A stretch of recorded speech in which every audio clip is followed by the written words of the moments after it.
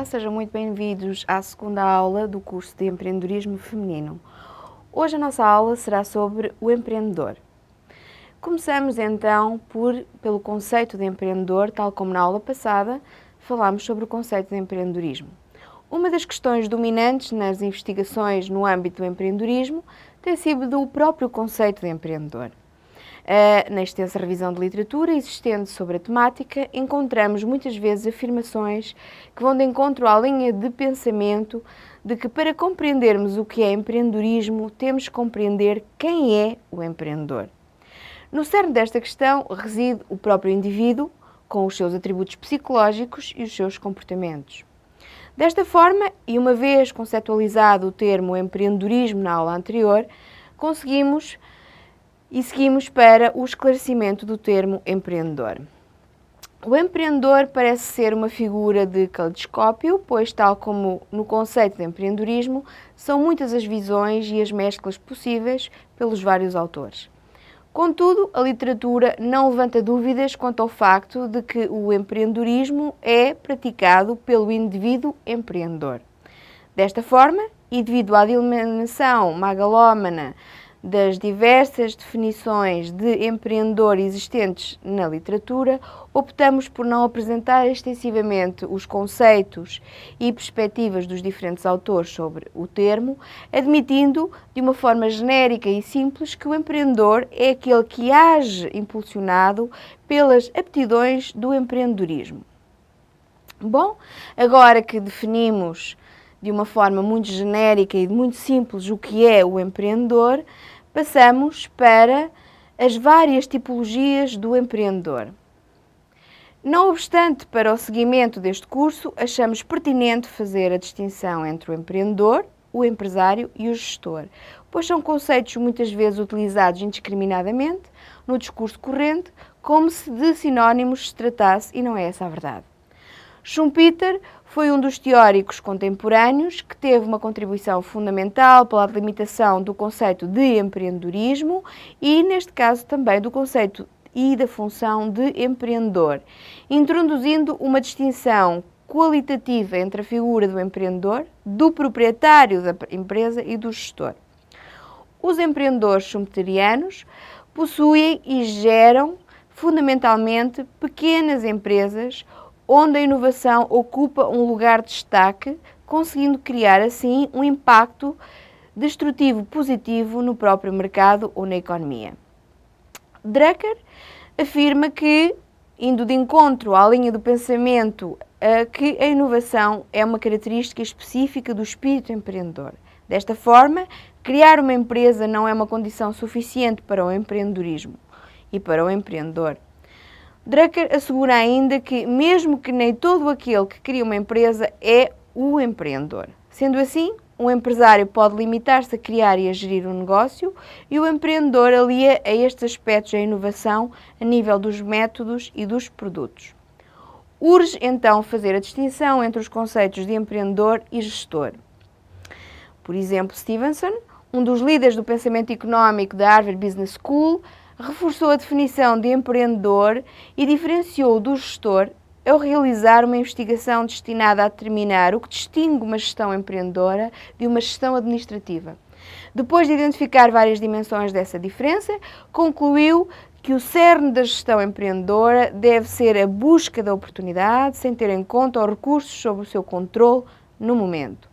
Para este autor, os empreendedores não só detectam e perseguem oportunidades que passam despercebidas aos gestores administrativos, como não deixam que os seus próprios recursos iniciais limitem as suas ações. Fillion, em 2000, concorda com esta perspectiva, referindo que os gestores perseguem os objetivos através da utilização efetiva e eficiente dos recursos, limitando-se desta forma a uma estrutura previamente definida por outros. Ferreira Santos e Serra, em 2008, acrescentam que as tarefas do empreendedor são muito diferentes das de um gestor, ainda que muitos empreendedores acabem por se converter nos gestores das empresas que criam.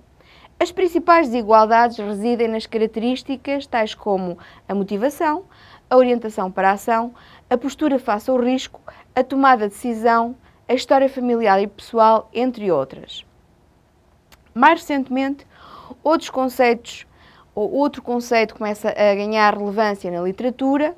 Refiro-me especificamente ao conceito de intraempreendedor.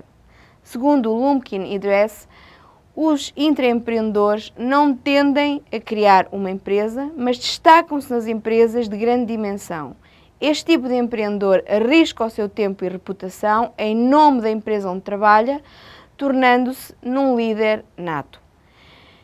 Características de um empreendedor. Tendo em consideração que até ao momento fizemos e falámos sobre a tipologia do empreendedor e vimos que um empreendedor e um gestor e um administrador têm características completamente diferentes, resta-nos falar um bocadinho sobre algumas das características do empreendedor de uma forma geral, não tendo ainda em consideração o género do mesmo.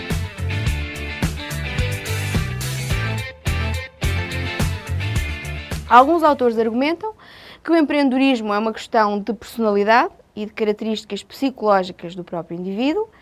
Na sua essência, a teoria psicológica procura identificar os traços psicológicos que distinguem um empreendedor de um não empreendedor e no coração dessa teoria reside o empreendedor e as suas características que são a chave para explicar o empreendedorismo como um fenómeno. Os chamados traços de personalidade têm sido, desta forma, apontados como sendo um dos determinantes principais do comportamento empreendedor. No entanto, deparamos-nos com o problema da falta de consenso nos atributos apontados pelos diferentes investigadores. Segundo o Conselho de Dolabella, a solução é estudar as características mais comumente encontradas nos empreendedores de sucesso, como, por exemplo, a criatividade, a propensão ao risco, a autoconfiança, a necessidade de reconhecimento, a tolerância à ambiguidade, a capacidade de inovar, a independência e a realização profissional. Apesar da elevada importância das características psicológicas, a análise do perfil empreendedor não fica completa sem termos em conta as chamadas variáveis demográficas. Segundo alguns autores, tais como Nandram e Sanson, a literatura sobre o comportamento empreendedor como elemento preditivo do sucesso ou fracasso é amplamente baseada nas características demográficas do empreendedor, tais como a idade, a formação, os antecedentes familiares e o género, que abordaremos de uma forma mais aprofundada neste curso, nas próximas aulas.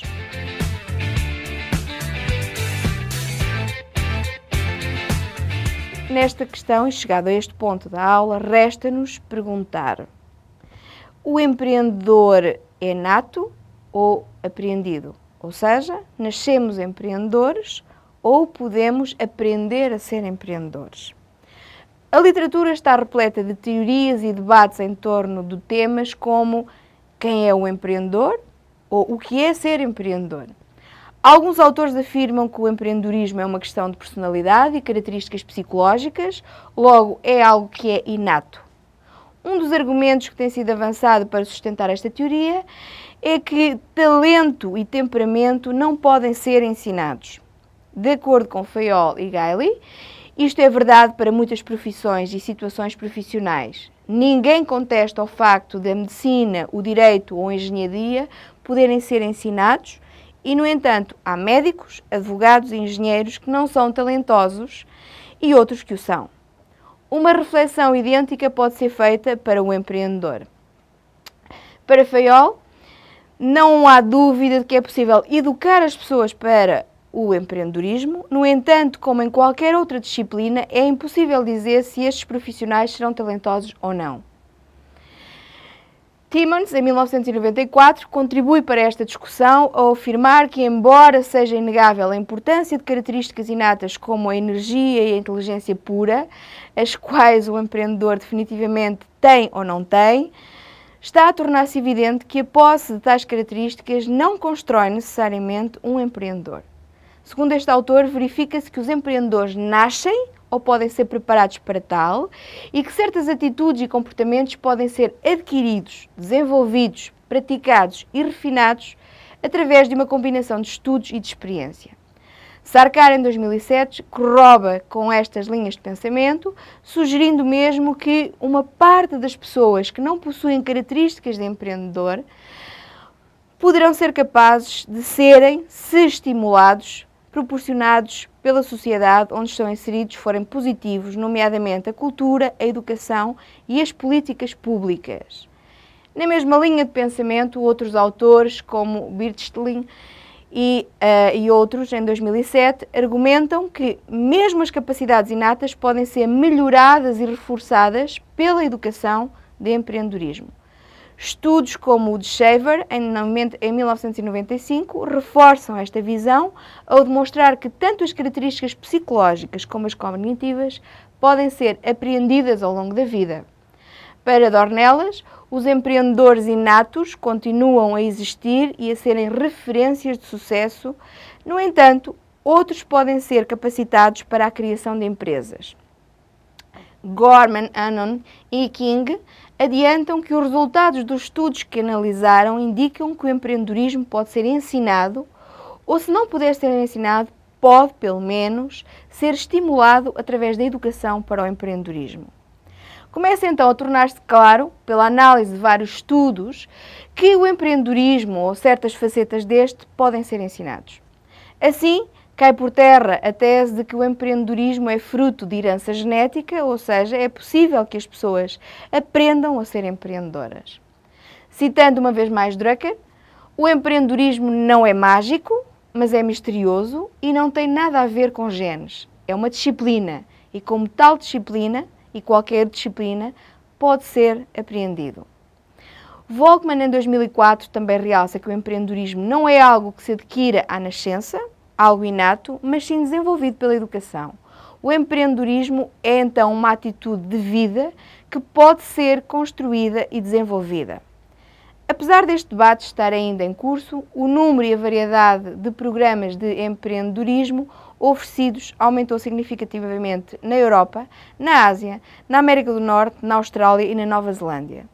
Este recente crescimento e desenvolvimento dos currículos e programas voltados para o empreendedorismo e criação de empresas tem sido de tal forma notável que os cursos ligados ao empreendedorismo têm vindo a ser implementados nas universidades, escolas secundárias e até nas escolas primárias. No ensino superior, o desenvolvimento destes programas é inegável. Exemplo disso é o aparecimento nos últimos anos de mestrados e doutoramentos em empreendedorismo.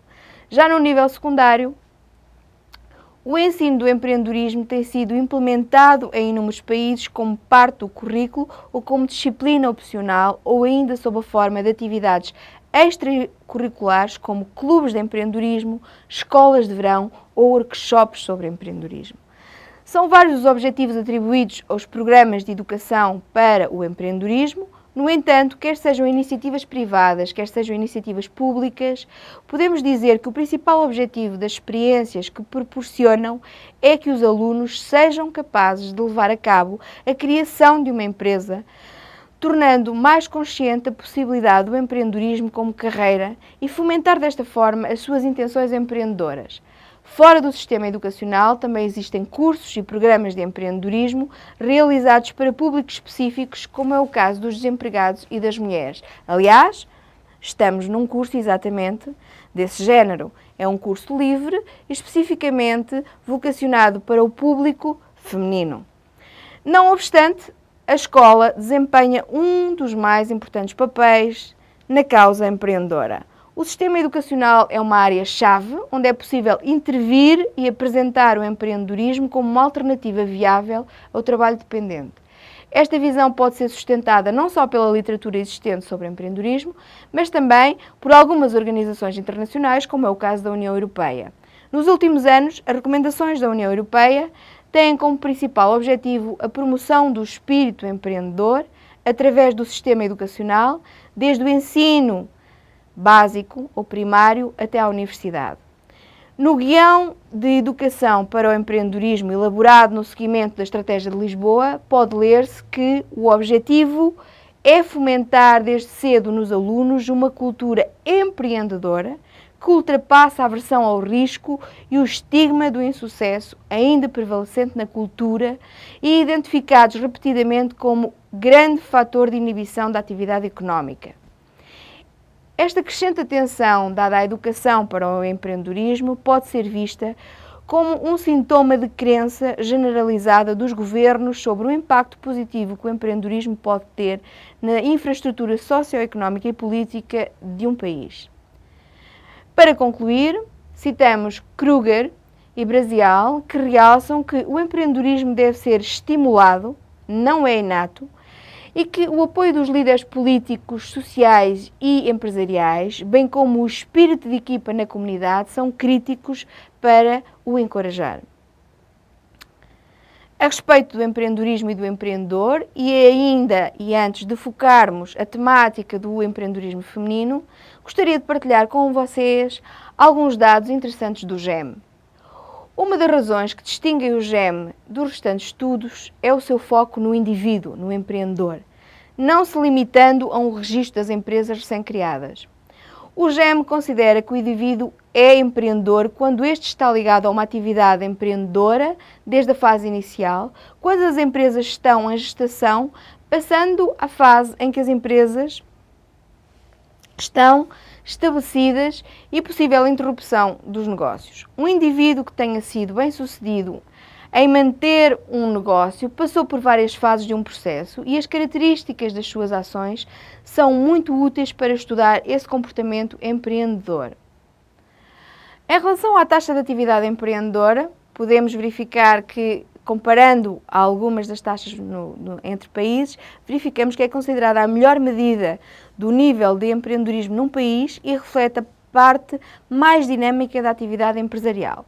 Os relatórios publicados pelo GEM desde 2007 apresentam, por um lado, taxas relativamente altas desta taxa para países em desenvolvimento ou subdesenvolvidos, onde se enquadram os países da América Latina, e baixas taxas para países desenvolvidos, onde se enquadram os países da União Europeia, com exceção da Hungria, Letónia e Roménia, que são os novos países que aderiram à União Europeia. E, por outro lado, demonstram que não existe uma significativa variação no ranking dos países analisados. O Brasil, em 2011, por exemplo, teve uma taxa de atividade empreendedora de 14,9%, ou seja, 15 em cada 100 brasileiros estiveram envolvidos em atividades empreendedoras de criação de empresas. Chamo a atenção para a análise da taxa de atividade empreendedora deve ser feita com muita cautela, servindo sobretudo para comparar países com estruturas económicas similares ou na mesma fase de desenvolvimento económico. Esta taxa não apresenta distinção entre os tipos de empreendedorismo e, como veremos no ponto seguinte, o empreendedorismo por necessidade é superior na América Latina. Por esta razão, é possível compreender que os níveis de criação de novos negócios ultrapassam os níveis encontrados nos países da União Europeia, mas tal resultado não expressa melhorias nas condições socioeconómicas desses países. Como referimos na aula passada, o conceito de crescimento e o conceito de desenvolvimento económico são conceitos distintos, sendo que o conceito de desenvolvimento engloba muito mais que o conceito de crescimento, envolvendo também uma componente social. E, portanto, ao analisarmos estes dados do relatório GEM, o que podemos dizer é que, efetivamente, os países da América Latina têm taxas de crescimento a nível de empreendedorismo maiores, há mais empreendedores nos últimos 5 anos, mas isso não implica necessariamente que haja um desenvolvimento socioeconómico com o mesmo grau de crescimento. Se nós analisarmos os dados, tendo em consideração o empreendedorismo por necessidade versus o empreendedorismo por oportunidade, o que nós verificamos é que a ocorrência das crises económicas cíclicas é um fenómeno associado ao capitalismo e trazem consigo o agravamento nos índices de desemprego que há muito se vem apresentando comportamentos ascendentes pelas mudanças ocorridos no mundo do trabalho. Uma das consequências dessa crise é que a falta de oportunidade no mercado formal do emprego contribui para o surgimento de novos empreendimentos, motivados sobretudo pela necessidade e não pela oportunidade, em razão da situação do desemprego enfrentado pelos aspirantes a empreendedores. Aqui fazemos uma pequena pausa e um pequeno interreg apenas para dizer que o empreendedorismo por oportunidade é aquele que nós conseguimos detectar no mercado as oportunidades latentes que o mercado quer. E surge com ideias novas, inovadoras e é implementado. Por necessidade é quando somos empurrados para que vamos criar um novo negócio e normalmente somos empurrados por uma criação de desemprego. Logo, existe uma diferença no GEM com este nível de taxa de empreendedorismo ser por necessidade ou ser por oportunidade. A partir de 2001, o GEM começou a preocupar-se com as diferentes motivações que levam o indivíduo a começar um negócio. Como as expressões indicam, no empreendedorismo por necessidade, o empreendedor não tem outra alternativa de trabalho e no empreendedorismo por oportunidade, o ato de empreender assenta na identificação de uma oportunidade no mercado. As oportunidades realizadas são aquelas que alguém transformou em negócios lucrativos e operantes. Os indicadores analisados nesta secção, que tem a ver um bocadinho com a percentagem de empreendedores por oportunidade e a percentagem de empreendedores por necessidade a partir do GEM, apontam para um acréscimo do empreendedorismo por necessidade na União Europeia, o que é normal, dada a situação de crise que muitos países estão a passar. No entanto, a maioria dos países analisados possui mais empreendedores por oportunidade que por necessidade. Em relação às características demográficas e tendo em consideração o que Reynolds e Hall referem, a propensão para o empreendedorismo por parte do indivíduo pode ser influenciada por variáveis sociodemográficas, tais como a idade, o género, o nível educacional e as percepções das oportunidades existentes no mercado e as perspectivas económicas para a família e para a economia. De acordo com Verhelst e Turek e Verhelst e Hall, os homens e as mulheres atuam de forma diferente no que diz respeito ao empreendedorismo. As principais diferenças são o modo como financiam os seus negócios, consequência dos diferentes estilos de gestão, o tipo de negócio escolhido e as experiências vividas como empreendedores. Estes autores expõem ainda as diferenças existentes entre homens e mulheres no que respeita à educação. Os homens com maior formação nas áreas tecnológicas e as mulheres com maior formação nas áreas económicas, administrativas e comerciais. De uma forma geral, quando analisamos a taxa de atividade empreendedora feminina dos países da América Latina, verificamos que em 2011 o Chile apresenta 28%, o Peru 19% e a Guatemala 19,2% e surgem como os países com maior percentagem de empreendedores do sexo feminino envolvidos em atividades empreendedoras. No outro extremo, surgem países pertencentes à União Europeia como a Eslovénia com 2,7%, a Dinamarca com 2,9% e a França com 2,9%. A média da taxa de atividade empreendedora feminina é superior na América Latina, correspondendo a uma média de 15,96%, em comparação com a União Europeia, que em 2011 apenas apresenta 3,98%. Por outras palavras, a percentagem da população adulta feminina envolvida em atividades empreendedoras é maior em países da América Latina do que em países da União Europeia. Sobre estas conclusões, Bruni e Hall e Tergessan e Amouros referem que vários estudos internacionais têm vindo a mostrar que são as mulheres que mais estão relacionadas com o empreendedorismo de necessidade. Isto é, um tipo de empreendedorismo que é motivado não por fatores de ordem positiva, mas por fatores de vulnerabilidade como o desemprego, a precariedade laboral, o assédio moral no trabalho, a dificuldade de conciliar a vida familiar com o cuidado dos filhos, entre outros, justificando desta forma o aumento da taxa de atividade empreendedora feminina nos países latino-americanos. De uma forma geral, o número de mulheres envolvidas em atividades empreendedoras aumentou face ao registado em 2007. A temática do empreendedorismo feminino será abordada na próxima aula. Até lá, fiquem bem.